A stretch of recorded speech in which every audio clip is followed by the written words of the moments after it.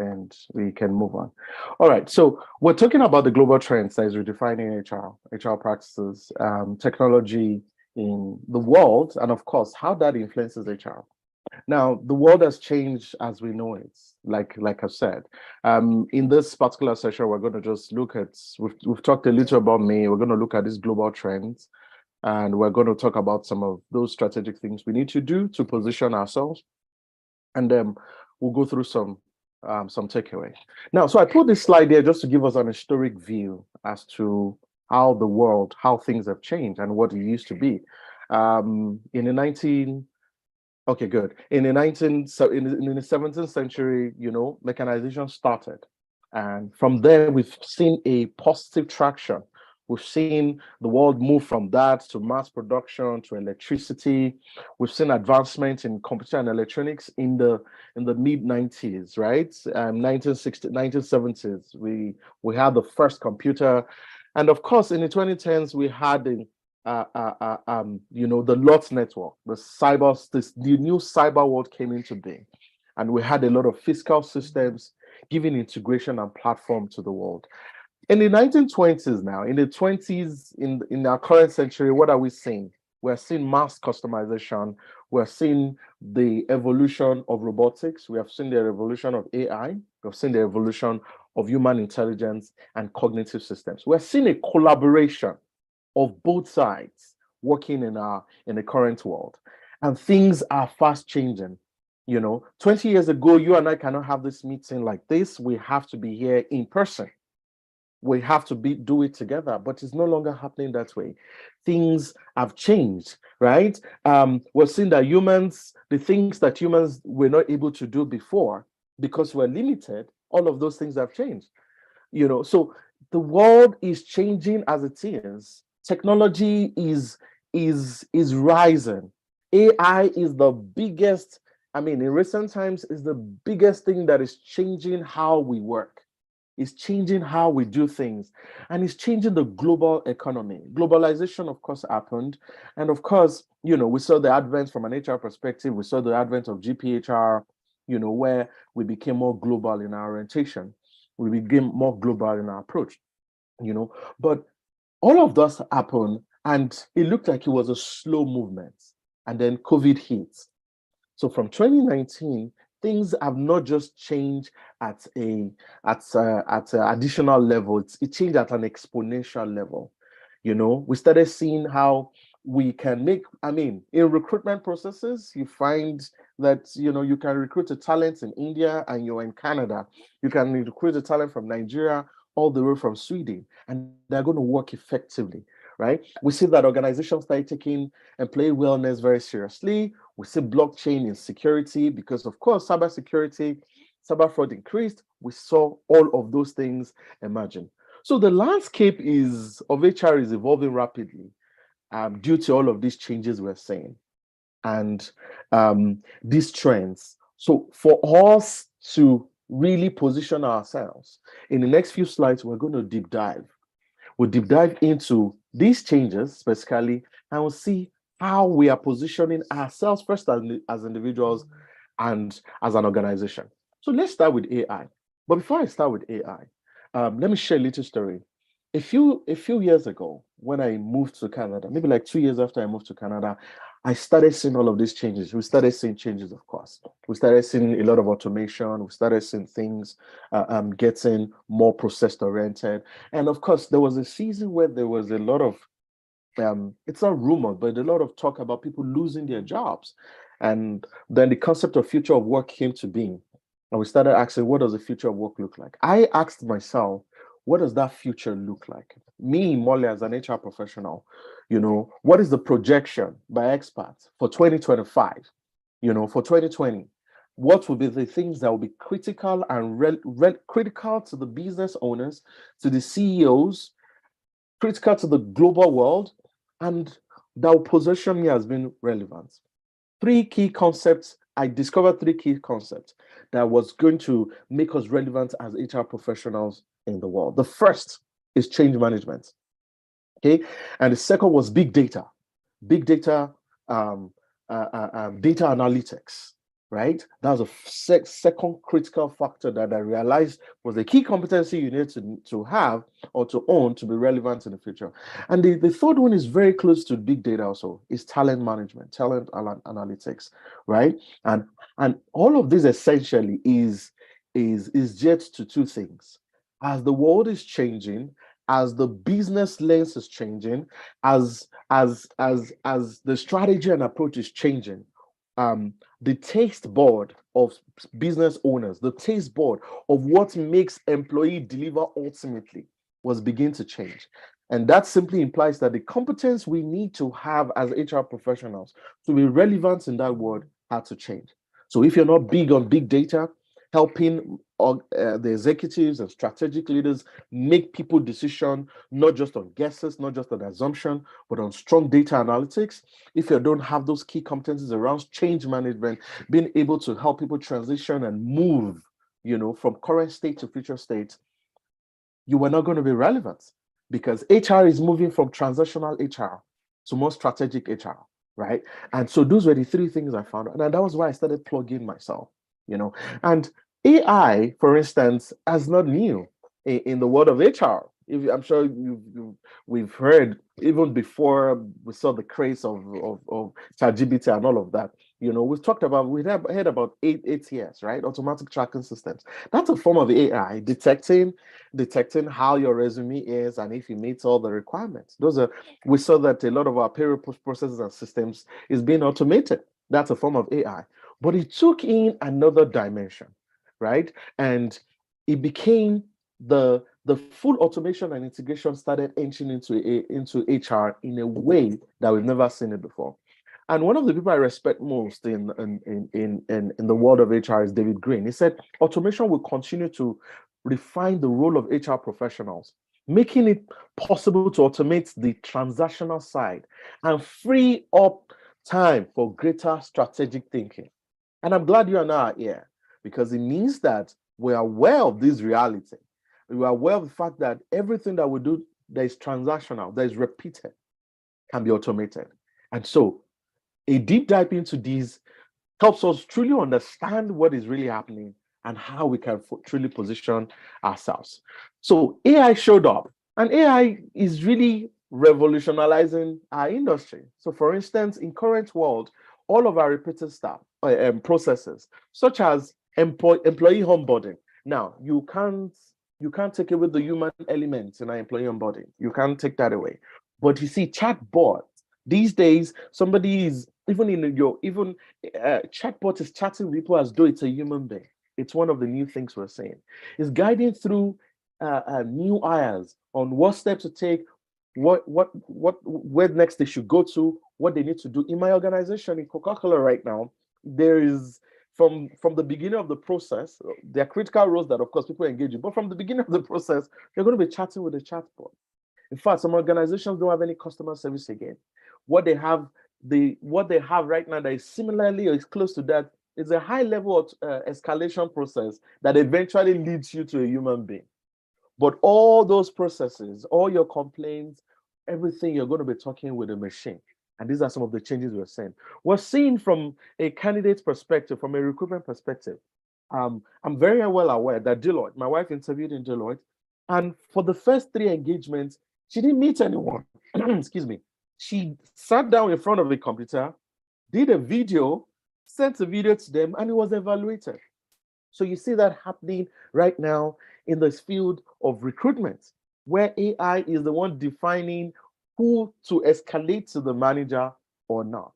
And of course, we see that in learning and development. We see that our learning and development platforms is changing, right? AI is able to help businesses analyze what is the Moles pattern. Every time he shows up to learn, he spends 4 minutes or 40 minutes on that model. And he's begin to tell us, oh, every time you use this approach or these learning platforms, it's more engaging, it's more rewarding. But when you use that, it's not. All of those are part of how AI is imparting the learning and development framework.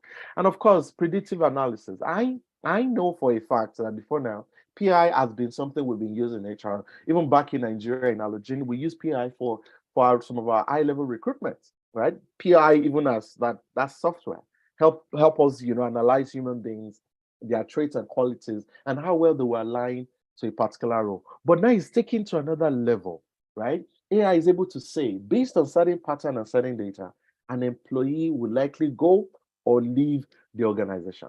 This is a part of what I was saying. And then ChatGPT showed up. Now, ChatGPT showed up in November last year, but I can tell you, ChatGPT has totally revolutionized the world. Now, ChatGPT, of course, is by OpenAI, is one of those AI platforms, and it's not even. I mean, there are other ones that are in the market that are not as popular. Is one of them. But why did I particularly feature ChatGPT? I'm featuring it here because of the immense capacity and competence and immense things it can do. I don't know if there's anybody here not using ChatGPT already. If there's anybody here using ChatGPT, just say yes. Just type yes in the chat. Let's know. Let me see how engaged we are. Just indicate if you're using ChatGPT. Okay, yeah, I can see a couple of people. Yes, beautiful, awesome. But do you know there are people who don't use ChatGPT? I still spoke to somebody recently, just about 2 weeks ago. They are still very skeptical. They are still wondering. They are still somebody still told me that, of course, if I plug in, I need to put in my data and they can monitor me, they can check, they're checking your platforms. Oh no, that's the reality is as long as you have any digital footprint anywhere in the world, your data is out there. And so we as HR professionals have two options.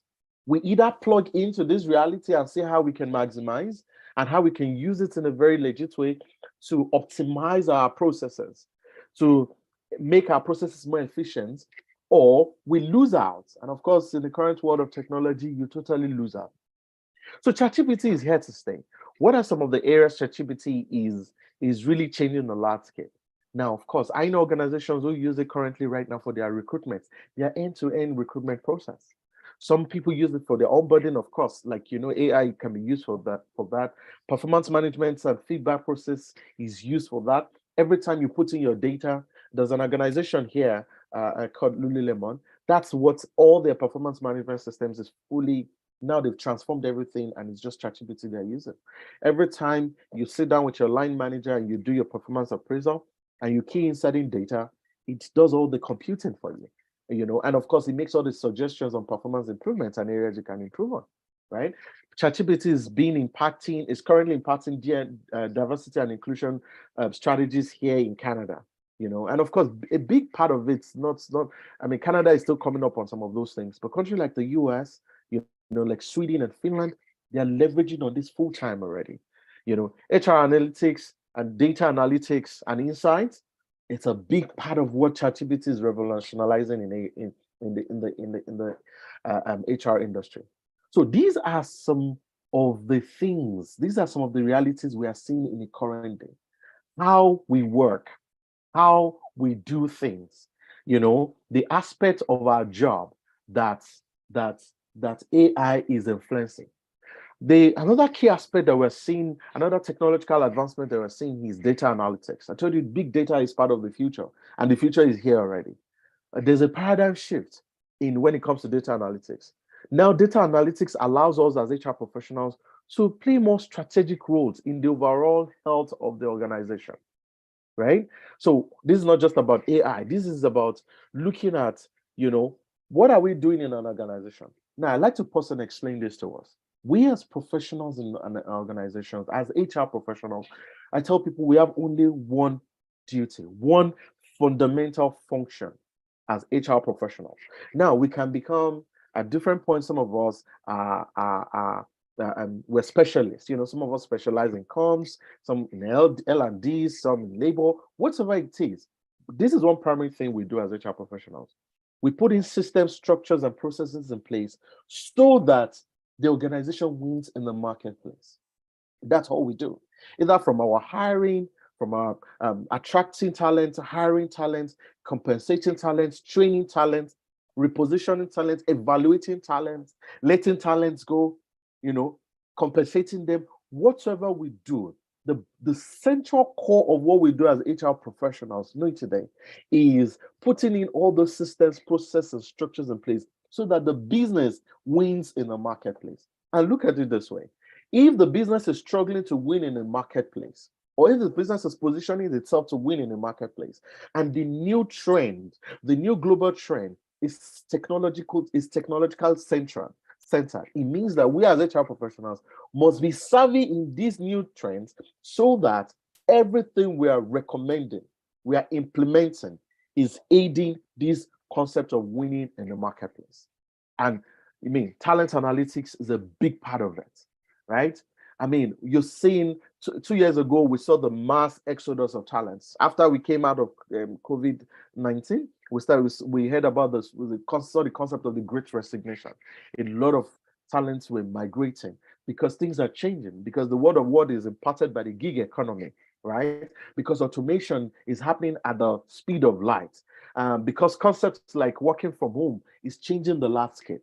And so, if we are not able to leverage on data analytics or predictive HR, there's no way we can enable the business make people-centric informed decision that will guarantee the winning of our organizations. So when it comes to talent acquisition analytics, one strong global platform for that is LinkedIn, right?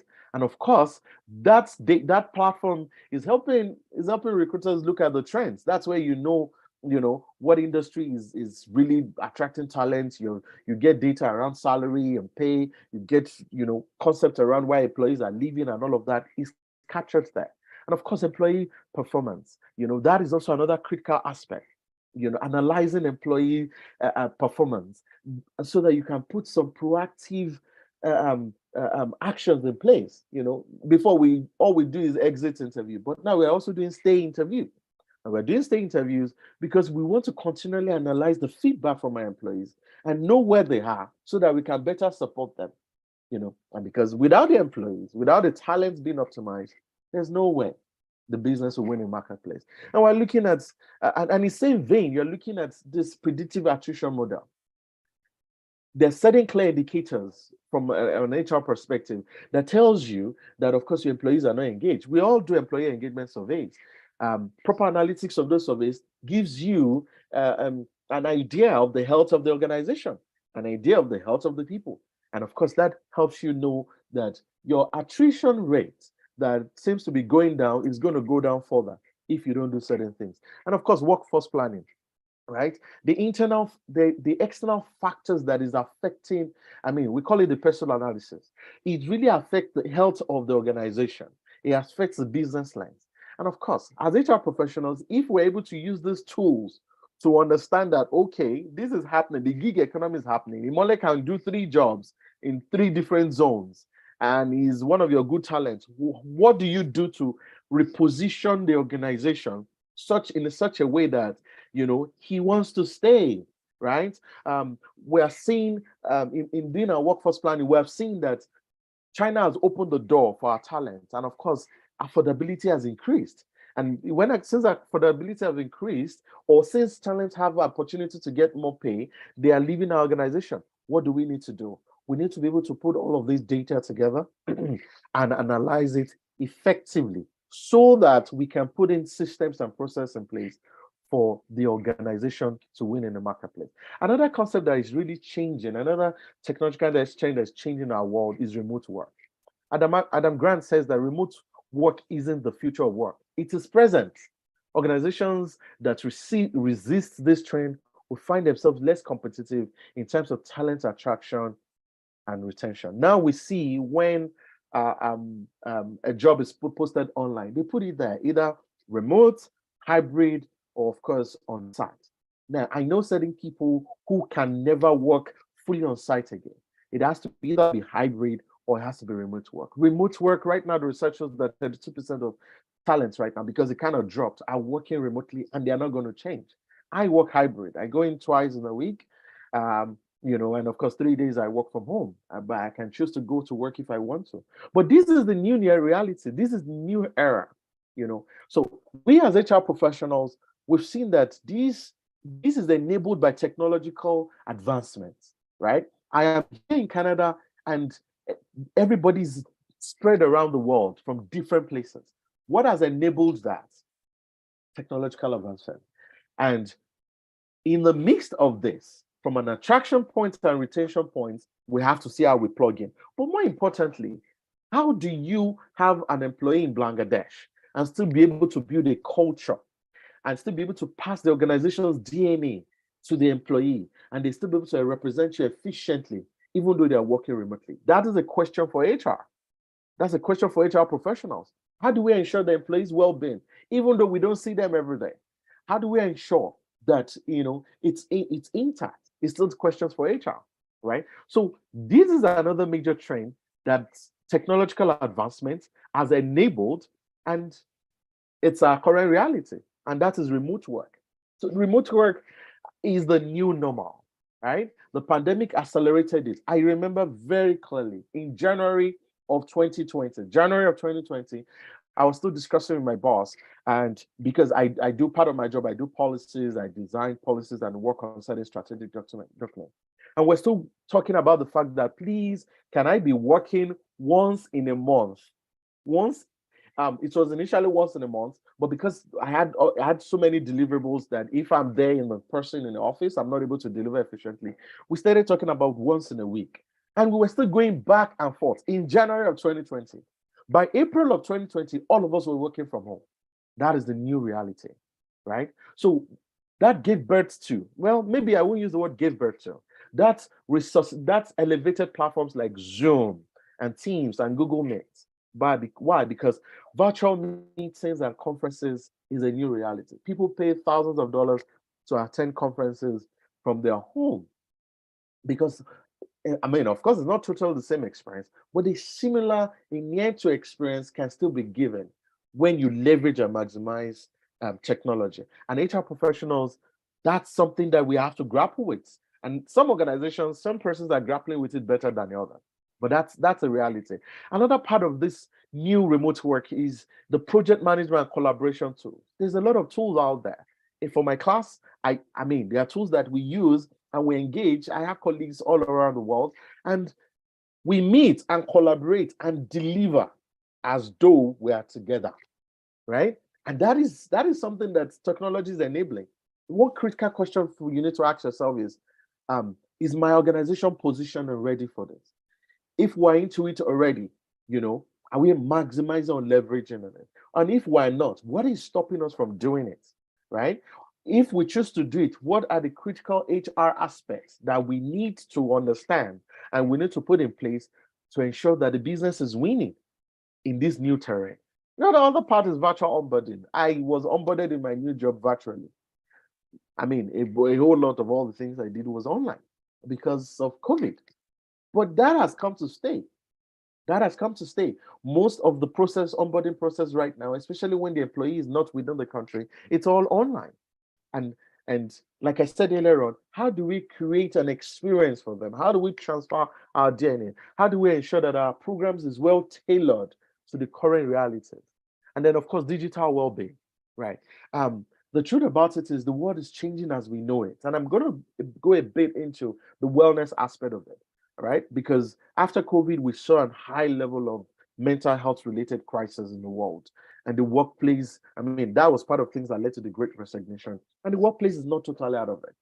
Who is the ultimate custodian of mental health and workplace balance? Is HR professional, because it's all about the people and it's all about the programs and the systems that were put in place right now. So in the world of work, there are different apps, there are different platforms that speaks into employee well-being. 2 days ago, I needed to come up with a particular intervention for an employee. It was part of a corrective action to a particular workplace issue. I was on the phone for an hour with an external provider, and all we did it all online. The employee is going to go through that process, complete that process online, and he will get results if he continues to the process, and all of that will be happening online. His well-being is going to improve through that process, through the online platform and all the tools that is available. So this is part of the new realities that technological advancement has has brought forward. The other part of it, right, of course, is creating that. So how do we now we've been looking at all the various aspects. One critical question we want to ask is how do we as HR professionals create that experience and that perception, that leads to the right integration for employees so that they'll be able to deliver optimally. You see, one of the biggest things that organizations would value, would cherish from or would get benefit from is employees that bring them their whole self to the to work. And as we know, things have changed. So years ago, in the 70s, just like 50 years ago, right? We all, of course, we know that our generations are totally different. People leave organizations when the factory shuts down. Our fathers, choose to leave, because production is not working, because they are let go, right? Because the business is not thriving, or because the business is relocating. But this is not the current day reality. People leave organizations right now, not just because the factory shut down, but because they have a hope that they will get something better in the next shop, in the next organization, right? Now we exchange, we use adjectives and expressions that is supposed to be exclusive to our personal relationship life. We talk about authenticity in the workplace. We talk about bringing your whole self to work. We talk about trust. We talk about connection and collaboration, right? This didn't used to be concepts that used to show up in the workplace. But what is that telling you? It's telling us that there's a parallel. The parallel between our private life and the work life is changing. People have done investigations just because an employee took some mental health days, and because somebody spoke to him somehow, right? And so they can't take it again. They busted out crying and they left work, right? But that didn't used to happen years ago. It's the current reality now. So the parallels are very close. But this is the reality. And the reality is that technological advancement is changing things, right? Before, you need journalists, you need people to bring in their big cameras to record events. But these days, we have cameras everywhere. We're all journalists. We have cameras on our phone, right? People can go online, go to LinkedIn and post something and say something that can bring down the organization. How are we protecting the people, and how are we protecting the organization, right? So things have changed so fast because of technological advancement. Concept of privacy has changed. Things have been redefined from that lens. And HR professionals, for us to continuously ensure that we position ourselves and position our organization to win in the marketplace, we have to understand these new experiences, these new realities, and align them for our employees, to benefit from. And of course, part of it is personalized learning. Before, if an employee has to go through training, we have to send them somewhere. We have to pay for the external training. But that is changing. Why? Because you can go on Udemy and subscribe. A lot of organizations are subscribed to Udemy. My company is subscribed to Maclenco. You log in there, you do all your training. Most organizations have LMS platforms. That is happening. Why? Because of technological advancement. And see, if we're not leveraging on it, then of course, we're not maximizing the current realities. Flexible work arrangements. In creating the experience, I've seen talents now negotiate. I say, no, sorry, I can't come 3 days a week. I'm going to come 2 days a week, right? It's part of the reality. It's part of the things that that you need this talent. We need to be nimble enough or proactive enough to put in these flexible arrangements, because at the end of the day, we need them. We need to be nimble and flexible enough to put these arrangements as a part of the component that attracts great talent and makes this talent stay in our organization. Then, of course, we have customized benefit package. Before, we didn't have all of that. But right now, organizations are coming to those realities that, hey, for us to really attract the best of talent, our healthcare package must be awesome. Our retired package must be competitive. Now, it's not just about it being awesome. It's also about being competitive, right? Because now, before, for you to know about an organization, you need to do a lot of work. You need to probably know somebody. But these days, the digital footprint is there. Every organization, first and foremost, must have its digital online presence. And of course, that's the new reality. And people do their checks. People go online and go and read about you. There's ratings that tells about your organizational culture, right? And of course, what does that mean? It impacts how well you can attract and retain best talent. And of course, feedback and recognition systems. These days, you must understand that Recognition has gone beyond every time somebody calls, one manager calls somebody and gives you a plaque. Right now in my organization, we have what we call Bravo. In my former organization, in fact, I worked with the team to implement a recognition system because, like I said, employees want to feel recognized. They want to feel appreciated, and technological advancement has aged that system. There's internal LMS systems. No, there are internal social systems right now, like Facebook, where employees can post there. They can appreciate, they can recognize, they can nominate somebody tied to your organizational value. If your organization is not doing that yet, that's a fantastic opportunity. You need to rethink that, right? You don't always have to wait till the end of the month to recognize somebody. As long as they're exhibiting traits that aligns with your organizational values, that speak into productivity of your organization, there are a lot of systems out there, that can be tailored for your organization needs. This is part of plugging into the technological realities and advancement, right? So Megan said, when you personalize the employee experience, engagement rises. You customize career paths. You offer flexible schedules. You create an inclusive culture. What you're doing is you're letting employees know that they are valued. And think about it this way. Our job as HR professionals is to deliver an organization that wins in the marketplace. And we deliver it by the tools, the systems, the strategies that we enable. And until we key into all of these technological realities and advances, there's no way we'll be able to deliver an organization that wins in the marketplace. And that's the crux of this conversation today, because things have changed. How we view things, how we do things has changed. And let me say something to us as HR professionals. The world out there are investing massively. They're investing in technological advancements. Very soon, the metaverse is going to change. Organizations will be creating new experiences for employees in the metaverse. People will be wearing devices, and it will be as though you are there with them. The way evaluations was done would also change. The world of work is changing so fast from all angles. Investors are investing heavily.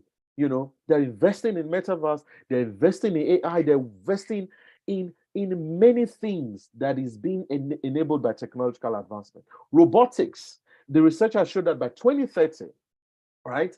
92% of every work that is a reputable work or can be automated will be fully automated.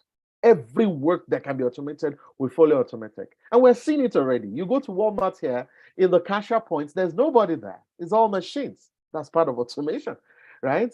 You go to the gas station, nobody's there. The machine is attending to you.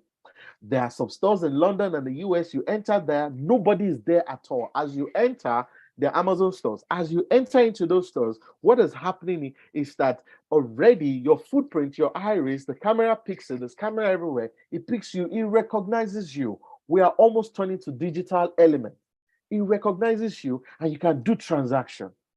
Say, either you like it or yes, this is the real new reality of what. Remember, I took us through the journey of industrialization to this point. There was a time that it was all factory, and everything was very manual. And then it became more automated. Now it's going from automation. It's going from automation to artificial intelligence now. And we have to come to terms with that reality. You have to come to terms with it as an individual, and then you have to come to terms with it as a professional. And what I've just done here is to, is to just do a roadmap for us.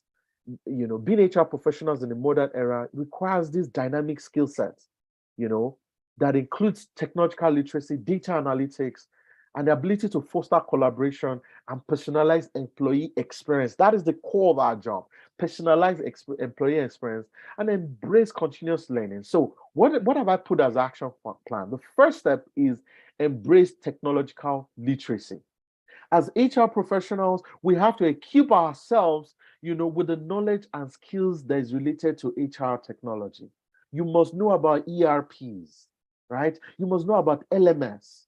You must understand how to all of the key systems that is now fully automated that enables and maximize productivity. You must be very well aware of it. You can't, for you to have have a strong presence in the new world of work, which, like I've said to you, there's no tomorrow anywhere, there's no future anywhere. What we have is today. For you to have that presence and have that relevance, you must be aware. You must be aware. The second step is to regularly engage with industry news and webinars and conferences to keep yourself abreast of emerging trends, like you're doing today. We can't afford to do things the way we're doing it and expect a different result. I'm sure we've heard that over and over and over again. You have to, as HR professionals, we have to constantly ask, what is the new technological trends or these new technological trends? How is it impacting the world of work, right? Because we are core players in the world of work, from recruitment processes that we've gone through to L&D processes, from to onboarding processes to creating, from even to wellness, employee wellness. We play a significant role in that. And on a daily basis, there's new technological advancements that is impacting that. So you must constantly know what is happening, what is the trend, and so that you can key into it. The third step is to cultivate a data-driven mindset, right? Now, I tell you, now HR professionals, we have a seat at the table. Thank you for that. It took years for us to get a seat at the table. So before now, what used to happen is that, the general managers, the executives, they sit down and they say, oh, we're expanding here, or we're introducing this new line of products or new line of services. And they do all their strategic meeting and articulation, and then they just dump the hiring part of HR. Go and get us this, go and get us this. That has changed. Now we're having a position table for us to continuously be relevant and not just have a place at the table, influence the table. We have to be data driven. You have to know how to analyze data. I had to take time to invest. I had to invest money in learning it, and not just learning it, engaging it on a daily basis. You can't make assertions just based on what we feel or some data. We have to be able to tell stories with data. We have to be able to advise from a recruitment, from a talent management perspective with data. We have to be able to do predictive analysis, that defines and give very informed resource to our compensation, to our promotion system, to our performance analysis. So as HR professionals, you have to be data driven. You have to help the business make well-informed decisions. You have to understand pay patterns and big data, and that's very critical. The first step here really is to foster digital fluency and collaborations, right? So we need to encourage and facilitate the use of digital collaboration tools within the organization. If your members do not need to come to work, they don't need to come to the office. Let them work from home. It reduces the carbon footprint, especially in Nigeria, right? Now that gas is crazy expensive, how do you want to manage those realities? So I put it to you as an HR professional that one of the critical areas we have to think around is technology. What technology do we have in place, or can we implement that can make life easier for our employees, make them engage, and still deliver optimally? Those are questions we have to answer. It was before that managers used to be afraid they will perform or they will not perform. They'll be playing at home. They'll not work. That's old thinking. If you're still thinking that way, then you need to update your thinking. You need to look into the world of the current world and see how are they doing it? How are they measuring? How are they supporting? Right? And so if we give ourselves to these and to this collaboration, we see how we can use digital tools to enhance the life of our employees.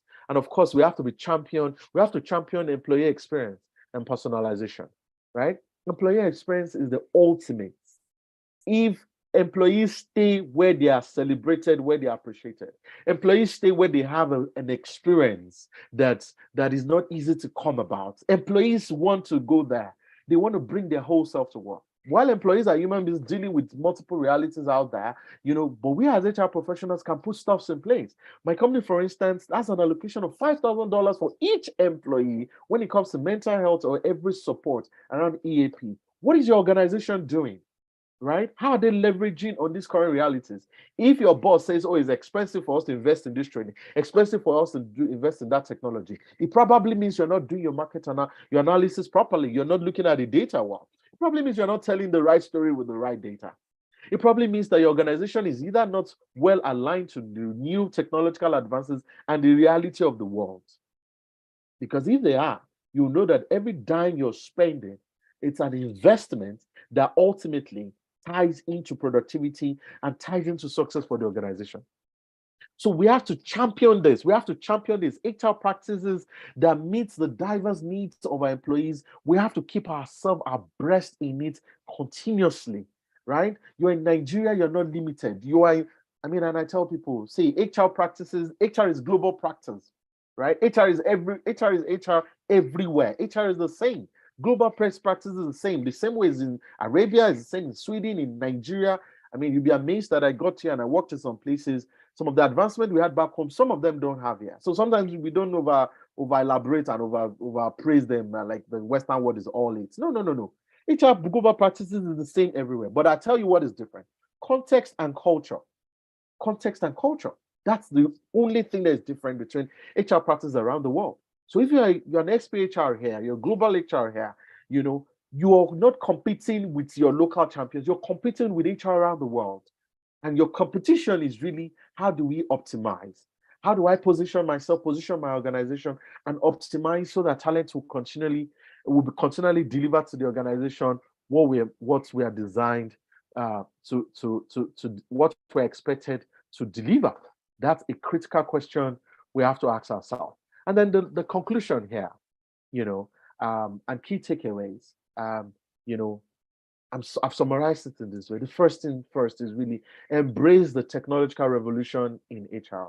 The landscape is changing, right? Emerging technologies in AI, in automation, in data analytics, in digital collaboration is changing the world of work. Processes are more streamlined. Bureaucracies are being broken down. You know, bad culture is being exposed, right? I've seen people go online and expose their company with evidence on bad culture. Well, of course, you have to know how to protect the company of things like that. Of course, you know, you have your online policy and all of those kind of things. But more importantly, we have to know that our business can crash if we're not positioned properly, you know, especially in adopting and embracing digital revolution. And the second part here is, of course, adopt a data-driven approach. Don't make any recommendation that is not data-backed. Your assumption is not enough. Your assumption, you know, curiosity should be the beginning. It should be the beginning of your assumption, not the conclusion of your assumption. Your assumption, premised on whatever you think you know, should make you start that journey of curiosity, of asking, how is it done other places? Are we maximizing? Are we leveraging? Are we well positioned? Right? And it starts by you adopting data-driven analysis, data-driven approach, and that mindset that critically analyze and interpret meaningful data.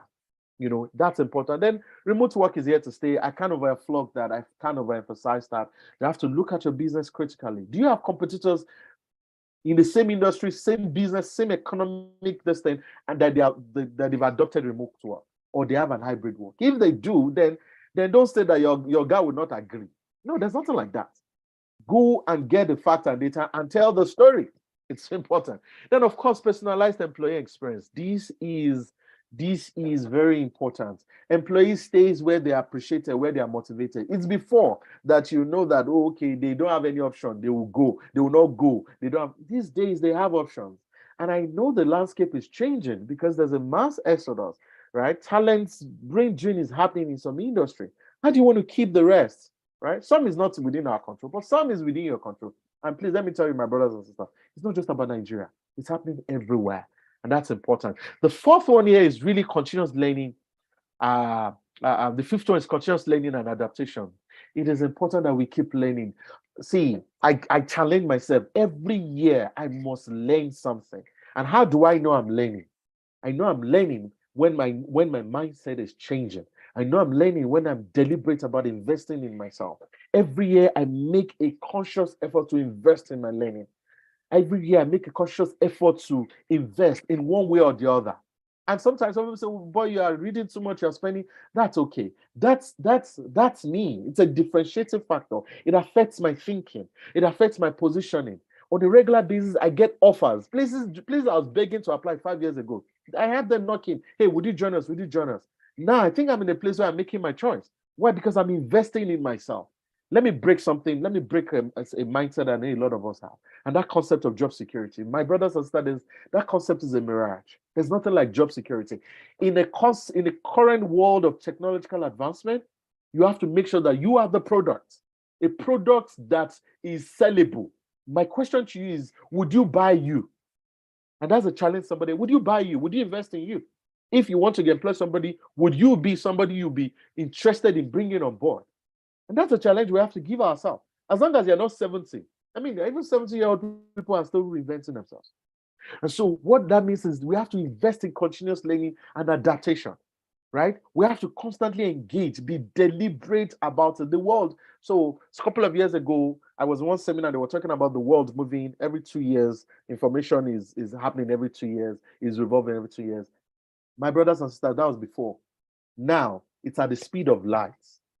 I have a platform, it's called AI for Everything, right? I can share the link with you.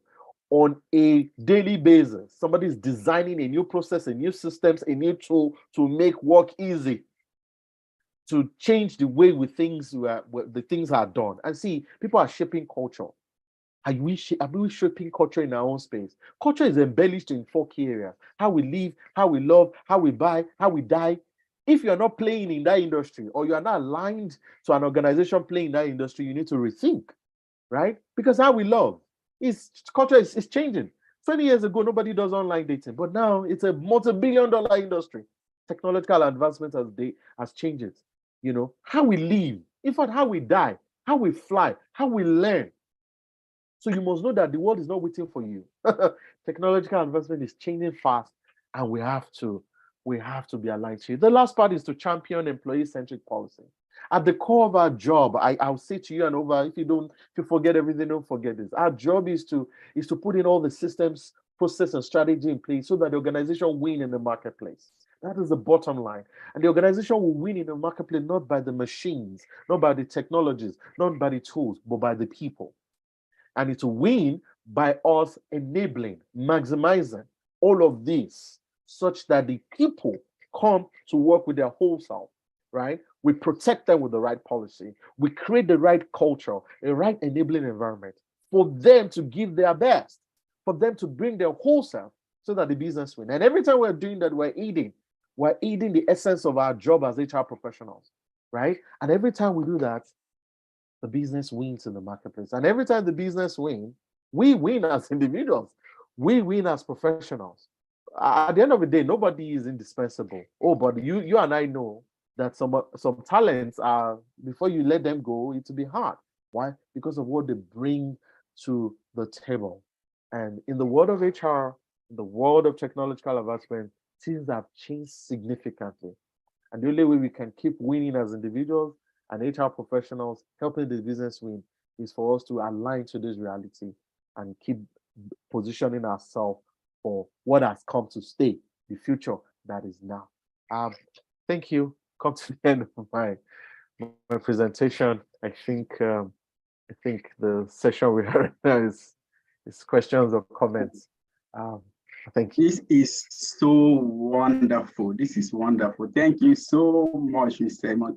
Please, yes, let's see the thank you coming on the platform. If you can clap, you can do that. Please, let's appreciate him. Yes, let them keep coming. Yeah, I can see your comments. Let them come. Yes, I need them to be coming in. Exactly. Thank you so much once again. This is really an expository session. Indeed, AEHRP we have always tried to ensure that when it comes to competence in HR, we try to be ahead of every other group. And what you have given us today is also another thing to keep on equipping us. And for sure, if there is any other thing that someone cannot miss from this session, is how you have been emphasizing on the fact that we must, as HR professionals, we will go into questions. Please, just a moment, because I want us to understand the emphasis he has placed on this particular point, that as HR professionals, our major role is to put strategies in place so that the business wins in the market. So every other thing that we are doing, this is the most critical thing. So once again, thank you. So we are going to go into questions, because I don't think we can have a session like this without people having numerous questions. You have touched a lot of areas, and so it's going to spark many questions. So at this moment, we are going to open the comment section. If you can type in your question, you can do that. But if you want to say it out, okay, just indicate by raising up your hand, then you will be called to speak. So let's start now. If you have a question, please do any of those two things.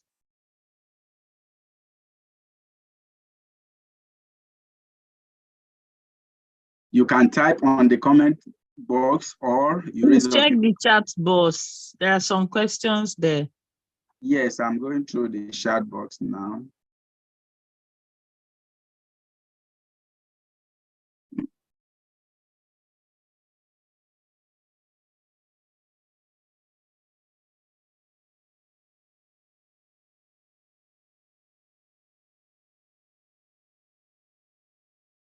I'm going through the chat box, but from what I'm seeing here, I haven't seen any question for him.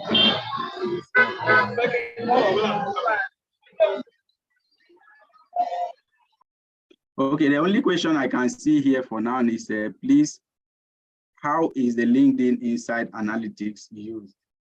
So that is the question that is here for now. Okay, how is the LinkedIn Insight Analysis? I mean, LinkedIn is a powerful platform that can be used for tremendous things. So it depends on your needs, right? And like I always tell HR professionals, anything you're doing is start from a needs analysis. What analysis, what data, what information do you need, right? And also, are you talking from an employee's perspective or an employer's perspective? From an employee's perspective, for somebody, of course, it's great for job search. You can get data there about salary. You can get a lot of information about culture of the organization. The LinkedIn analysis tells you the number of people they've brought into the management role in recent times, the average time employees stay. There's so many things they can do for you, right? It's a major platform for talent analytics. Okay, thank you so much for that response. We have someone already raising. Okay, Mr. Williams, you can unmute yourself and speak while we are still waiting for other questions. Please, you can drop them on the comment section, or you raise a question. Yeah. Okay, all right. Thank you very much, Mr. Imole. Okay, I just wanted to spin this based on what discussion we had today. A lot of HR folks are actually afraid that, very soon HR won't have job again. They won't have work to do because of the advent of AI. I wanted to spin that, and I have a different opinion, but you are the speaker. So what do you have to say regarding that HR, that with the advent of AI, there won't be HR any longer? That's a good question. Thank you for bringing that up. The advent of AI, the advent of any technological advancement, we must keep in mind that is not a new concept. The only difference now is that it's happening at an exponential rate. I don't know if you remember years ago when they introduced the computer, the calculator. In fact, people thought that a lot of people would not have jobs again. But it's not true. Yes, for some people, you need to begin to think about your job, especially if it's an automated job, right? If it's data entry, data in, data out, or if all you're doing, for instance, is just designing. If all you're doing is just designing training models, you need to probably rethink it, because AI is going to, a big part of this presentation, I used AI tools for it, a big part of it, right? So the reality is, you first and foremost understand the space that you are. What value are you offering or delivering in your space? How relevant is can the value be, or can it be automated? You have to critically look at that. And then can it be streamlined? So those are the first key questions you have to ask. And then the next question you have to ask is, what reskilling do I need to do? So one day I was in the mall, and one guy was really angry. Was talking about all these new machines and robots attending to them and all of that, and that it has taken job. I said, well, while it's taking some people's job, it's created more jobs. Think about it. All of this new has created more jobs for more people. It might just not just be in your space. So I guess the critical question you have to ask is, what are the core competence that will continuously be relevant and I can reposition myself? That's where you must start from. Like I told you years ago, I found that it was change management, it was talent analytics, it was data analytics. Right now, you add the diversity and inclusion to it. And what did I do? I repositioned myself in that space. So we don't need to come from a place of fear. We need to come from a different approach to it. I said, either we like it or yes, some jobs will be cut away. There's no thinking about it. You just must evaluate, where am I? What am I doing here? How relevant is it? How repetitive is it? Then what other new skills do I need to acquire? Some of you need to go and learn and start. I mean, some of us need to go and become certified in HR, because after a while now, organizations will say, well, if you're not certified in HR, they're not going to bring you in, because there's so many people that are certified. Some people need to look into change management. Some people need to do data analytics. Some people need to become more specialists. But this is how I'm going to round off that point. Everything that is people-centric, that's at the core of it, there has to be people engagements, or people-centric. Automation will be difficult. So employee engagement, employee relations, right? They can automate the fact that employee does not need to call HR to get his pay stub. But when there's employee issues, somebody is going to need to go through that process. Somebody is still going to engage. Somebody is going to take employee from current state to future state.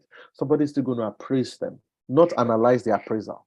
Somebody is still going to be at the decision-making point. So you need to think broadly from that aspect. Where am I playing in HR now? And what are the core skills? I've mentioned them. Business will always need data analytics. Business will always need people. So business will always need to attract. Business will always need to attract the best. Business will always need to retain. So everything that is around this, that is advisory, storytelling, data analytics, around HR, that is people analytics, managing problems, it will always be relevant. Just make sure you are reskilling properly, and there's nothing to be afraid of. I hope I answered that question. Very well. Thank you very much. Certain that you did. Yes, just make sure you keep reskilling properly. So another question is here, and it's coming from Adewale. He says, what are the factors mitigating against a technological-driven HR? Well, the factors mitigating, I guess, is low thinking. Is really the factors. Bottom line of the factor is bad work thinking, right? Is lack of growth. Is lack of progressive mindset, right? Either you like it or yes. You know now that you don't need to travel to Dubai for that training, right? It's a reality. We're here doing this together. You know now that you can employ an employee. You can bring in a web developer from India. You know that. And the guy is working in India, and you were there in Nigeria, and is adding value to your organization. Either you like it or yes, EAP is a reality. Either you like it or yes, now there are a lot of good systems in place to streamline your payroll process. All those payroll wahalas that you're always having, there are systems in place for it. The only thing that is mitigating against those advancements is people who are not advancing in their mind, people who are not positioned, people who make their conclusions based on their own assumption, right? So ultimately, a question that you probably need to ask yourself as an individual, you may be thinking about your organization right now as I'm speaking, and you see that truly everybody's at 7, we are at 3. Go and check your leadership. Somebody has reached out to me. So every time I recommend this, my boss say no. Our MD says it's too expensive. So some of us really need to begin to think of how to change our job, to change ship, to join ship with a progressive organization. So nothing is limiting HR technological advancement. As long as business is advancing through technological advancement, HR has to advance with it, right? HR, see, these products, right, is the organization has come up and said they want to sell 1 million units of this product. They're going to put the supply chain in place. They're going to put the operations in place. They're going to put all of that. But they need people to make these products in an efficient and effective way get to the hand of the user. Where do we play there?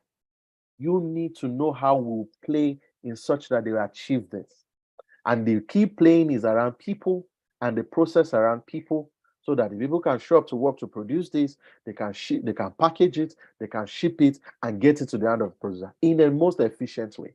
That's what we do as HR. So it's advancing on a daily basis. Is if your organization or you are not advancing your mind, that's where there's going to be a problem.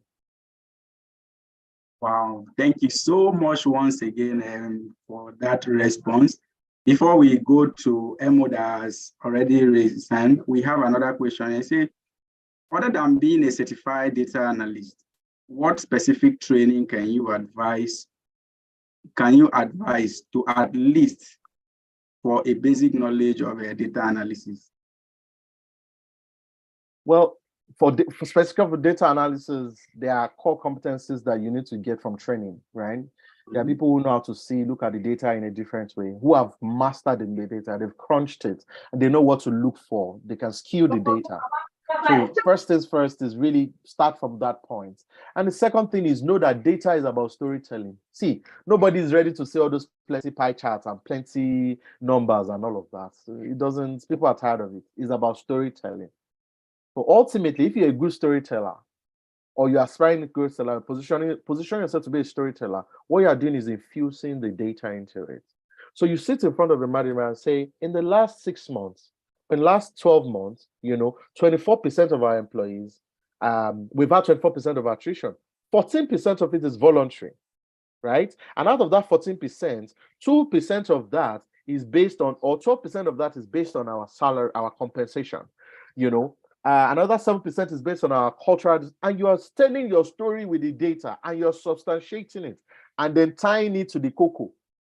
The cocoa is the cocoa. Sorry. The cocoa means at the end of the day, what does the decision maker want to hear with all your gibberish, all your story? He wants to be able to be equipped with enough information that will make him make a decision that will positively impact his business. So that's the core thing. So you have to be a good storyteller. And of course, there's so many tools to aid your storytelling these days. That makes it beautiful. That makes it simple. Yes, indeed. Storytelling is actually very important, especially backing it up with data. So at this point, before we go back to the comment section, Emo has been up for a very long time now. So you can ask your question.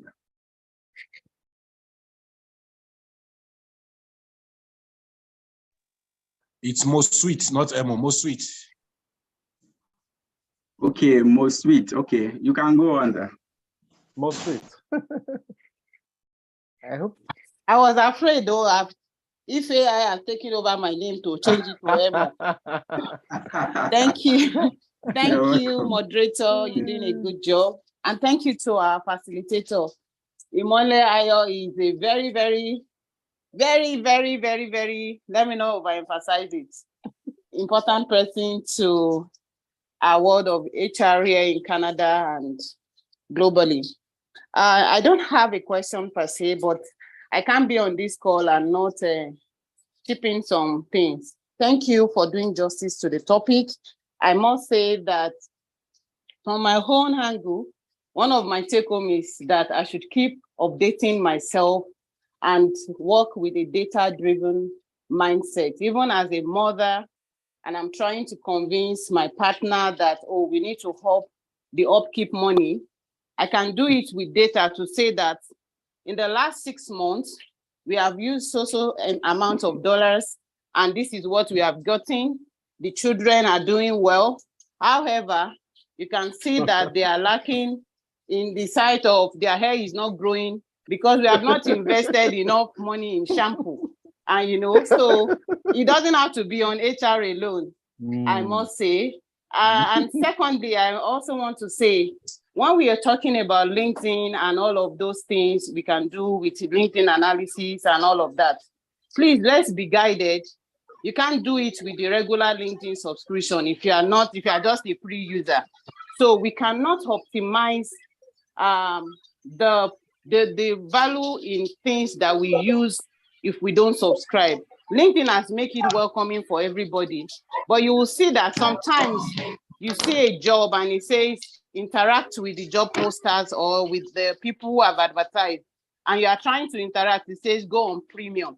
So a lot of this would look like, oh, it's not possible. LinkedIn can't do it. It can do it if you subscribe. So, and I said to someone yesterday, we use money to look for money. You want to invest and you're looking for everything, Google can help you. Google is your friend. But you need to get to an extent where you are able to invest in that Google. You need to invest in that LinkedIn. This same LinkedIn, I tried something about 3 months ago.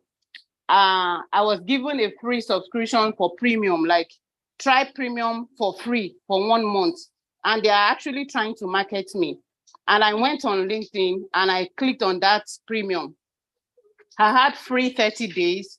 Of course, I had to put in my card and bank details because the idea is at the end of the 30 days, I will start paying a token. And so I put a reminder on my calendar. I told my husband, please put a reminder. These people cannot chop my money, that I will cancel on the 27th. Because if I mistakenly leave it till the 31st day, my money will go.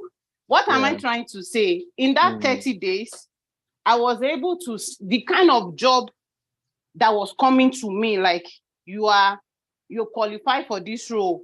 There are 10 people in your, like it will give me the analytics of how I match with the other competitors that has applied for the job. It gave me the opportunity to directly chat with the job poster and go to their inbox to say, hi, I'm interested in this role. Can you tell me more about it? You know? And at the end of my 20s, of course, I was a sharp person now. I quickly, I ended the subscription and then I told my husband, I said, I'm not seeing all this advert again. It's not popping up. It's not because I'm not ready to pay. So I'm trying to say that we need to also have our role. We have to play our role in this. Thank you. Yeah, I agree. I totally agree with you. Yorubas always say, "Wo la fin wowo," and you can't be frugal. Oh, you can be frugal. You can't be stingy about investment in yourself. That's the truth. You can't be. If you want to go ahead, if you want to go fast and go far, we have to be deliberate. I just sat down some recently and I was thinking how much I've spent on some trainings. I mean, if I use those things to buy designer clothes or to do some projects, I know what I would have gotten. But seriously, there are some benefits you wouldn't get from, getting just free things. Somebody asked me recently, I said, oh, he wants a coach, a career coach, and somebody's asking for money and all of that. So number one, they're not giving you your time. Their time is valuable and precious. And they didn't get there just by looking good. It was a lot of investment. Do you value what they are about to offer? You say, yes. Do you need it? Yes. So what's stopping you from paying? If you saw a lovely wig or a lovely wristwatch that you want, would you not buy it? Yes. So what's stopping you from investing in yourself in a way that it will have an exponential impact on your career? Right. So that is very critical. We have to be deliberate about investing. In fact, I will encourage all of us here, set a budget. I tell you, set a budget every year on investing in yourself. I was in Florida last month. I know how much I spent. Sincerely, the thing paid me, but I've even in a short time, I've seen the impact of it. Don't compromise it. Set a budget, a percentage that you're going to be invested. Subscribe in certain platforms, subscribe to certain people, invest deliberately in yourself. Because the world is changing, is moving. Sorry, before the next thing, somebody asked a question. If you allow me, let me quickly answer that question. The person said, in religious setting, how do you apply all of these? Okay. All right. So I'm going to answer this very carefully. I'm a believer. I'm a child of God, and not. I'm proud of that, And I know different people on this platform have different faith and orientation. But as a believer or as a religious person, it means you have some particular beliefs and mindsets towards a God. You live in a certain way. In my own religion, it talks about the children of this world. They say the sons of this world are wiser in their sight than the sons of God. And what that means is that sometimes we limit ourselves as believers. Sometimes we feel that, we're too careful about many things. If you're a believer and you're in a world of work, you don't have to be a pastor in the pulpit. You don't have to be an imam in the church, in the mosque, to make an impact. In fact, the verdict is that you be an apostle, an evangelist in the workplace. The verdict is such that whatever is trending, whatever is adding value, whatever is of good report and is a reality, as long as it doesn't taint your ethics, It doesn't take your belief. Please run with it, go with it in a way that is going to, as long as those things are not being violated. The truth about it is that you can't be too conservative about this reality.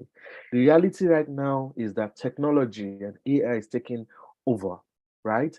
And the truth is you can leverage on it. So whatever you're doing, whatever is out there and is enabling, is making life easy for people, you have to key into it. Because your job, I want to assume you're a Christian, your job is to be an apostle in the marketplace, not just on the pulpit. And if you're an apostle in the marketplace, you're shining the light. You're shining the light by the tools, by the systems, and the process that is available. Because at the end of the day, a light cannot be lit and put under the bushel. A light has to be lit and put on the hill. And when it's put on the hill, people come to that light. And my dear brothers and sisters, the light comes in knowledge. The light comes in grace. The light comes in results. Imagine you are the one finding solution for cancer. Imagine you are the one making your organization make multi-million-dollar. You're a light. Imagine you're making people get jobs. You're a light. Imagine you're solving people's work. You're a light. So if you're a carrier of light, based on what you believe, your mandate is to be an apostle, an imam, is to be relevant in where you are. So at the end of the day, people come and say, where is this person coming from? Who do you even believe? What do you even believe? And then you can talk to them about your belief and what you really believe, and is a source of all of this. So I hope I answered that question, and I hope I dropped something on somebody's heart. The ultimate is not to be in front of any body in the mosque or church. The ultimate is that your light shines, and men will see and come to that light, and then you can pass any message by your results. Yes, indeed, that is another wonderful response there, and also being able to align what we have learned here in a religious way. So before I go to Runke, we have another question on the comment section. She's asking, okay, it's the same person. She has already asked a question here before. She said, how relevant is project management certification in human resource profession? It's relevant. Projects is about people, right? It's a bit different from change management. Change management is really about, how to help people journey from current state to future state, right? All your communications, data stakeholder analysis, risk mitigation, all of that is similar to project management. What's the objective of project management? You want to achieve a particular project within a financial bracket, within a timeline, within a resources, right? So if you are certified as a project manager, you can be relevant. So a lot of organizations are upskilling, right? They're introducing and implementing new systems, new digital systems, and there's a project part to it. So you can be relevant in the people side of that project side. I say this project, so this is the risk analysis, right? And I think if we do it this way, we'll manage this. This transition, invest this, put that. All of that, there are skills that you learn from project management. And it's very helpful as a HR professional. It might not be the core, but it still be helpful because you're managing resources, you're managing people, you're managing time, you're managing a budget, right? To achieve a particular goal. So it's still relevant. Yes, indeed, project management is also very important in HR, despite the fact that it's not the core. Ikechukwu is also asking here, he's saying, I am new in HR. I want to excel. What tools do you suggest I should acquaint myself with? There's a lot of tools. HR is about people, process. Yeah. There's a lot of tools. First and foremost, love people. If you don't love people, don't do HR. Be passionate about people. Be passionate about wanting to help people. And then you begin to learn the tools, right? You begin to learn the different parts. I always tell people invest from a learning perspective. What AEHRP is doing is amazing. It's amazing, right? Invest in those platforms. If they are saying you should subscribe to something, subscribe to it. Network, right? Don't while you've invested in a structured learning and education, network, right? I started my HR journey having mentors, and I still have some of those mentors in my life. I'm mentor to a lot of people. It's not easy, but I know that that's needed. And that's why I do some of the things I do. And some of the things you guys will see come up. So please follow me on LinkedIn, on all platforms. Let's connect. But the critical thing is, in the current world of work, either HR or anything, networking, collaboration is a skill anyone must learn, right? Don't say you are conservative. You don't want people to know you, or you are not you need to network. You need to know how to collaborate, right? Social media, I'm not so much of a social media person. LinkedIn, I try to be there. In fact, I slow down on LinkedIn because I can't do all the things that comes with it right now. I'm doing my MBA, I'm busy with work, I'm busy with projects, I'm busy with family, right? But the truth about it is, gosh, the greatest thing we can have in this world, beyond believing in ourselves and working on ourselves, is people, is a gift of people, right? So how far you go in your HR journey, a big part of it is in your learning and the circle of influence around you, the support around you. So be strategic and deliberate about having people around you that you can always talk to when it comes to HR. Immerse yourself in a community where there's also constant learning on HR things, right? Subscribe to channels on YouTube, be a self-learner, motivated person. It's a continuous journey. It's not, it's not something that you can just learn in one day, but some of those skills or some of those points will be of big benefits to you. Yes, indeed. Yeah, if you truly love HR or you want to go into HR, there are a lot of things you need to do, like he has mentioned. So if you still have questions, please drop them on the comment box or you raise up your hand. But before then, I have a question here that I want to ask, because when we started the whole session, most of our discussion has centered on technology and AI being the core area. So my question is, what potential legal or ethical considerations should organizations keep in mind when implementing most of all these technologies? That's a good question. The biggest concern in recent times is privatization. It's privacy, right? One of the things organizations must keep in mind is privacy. And you start from, what are the exposures? What are the risks? Then what are the privacy laws? I'm sorry to say, I know Nigeria, we're not so big on those privacy things yet, but in countries like Canada and US, especially in Europe, oh gosh, you can get into big trouble. So first things first is privacy. How are you managing the data you're collecting? Because every time you're implementing a new system, a new process in HR, a big part of it collects data, collects information, right? You can't really interact. You see, I wanted to log in here. I have to put my name. I have to put my email address. That's a social media. That's a footprint of me, right? That's access to me. Sometimes I have to put your date of birth. That is the biggest asset here, right? You have to put your address. So privacy is a big one, right? The exposures that employees will be exposed to, and you see, data breach is a big thing now, right? Organizations can go down just because of a major data breach. And don't forget, every time you're implementing any of these new technology systems, like I said, you're hosting information, hosting data. The biggest asset there is people's data and information. So before you implement any system, make sure your framework around privacy and cyber protection is very intact, right? Because of course, cyber breach is part of that. And if there's a breach, your data is gone, your people is gone, your intellectual property is gone. In fact, you might be gone in one day, right? So I think that's a critical one, privacy. So I said two things: privacy law, data, and then data breach, right? Data breach is so of course that means there has to be data protection, right? So those are two critical things that organizations must really consider. Your architecture must be solid, the framework must be solid, and you must keep iterating. Then maybe the third one I'll add, because as I'm talking, it's coming tonight, is ensuring from a very clear triangle, ensuring you have policies in place.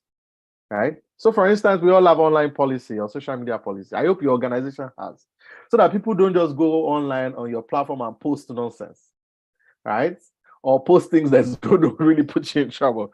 I've disciplined the employee, or we've come up with corrective action. I'm using the right expression. Corrective actions to employee who has violated those policies. So HR professionals, let's ensure we have a solid online policy in place, that does not just it protects the people, but also protects the company. Remember, we are for the company as much as we are for the people.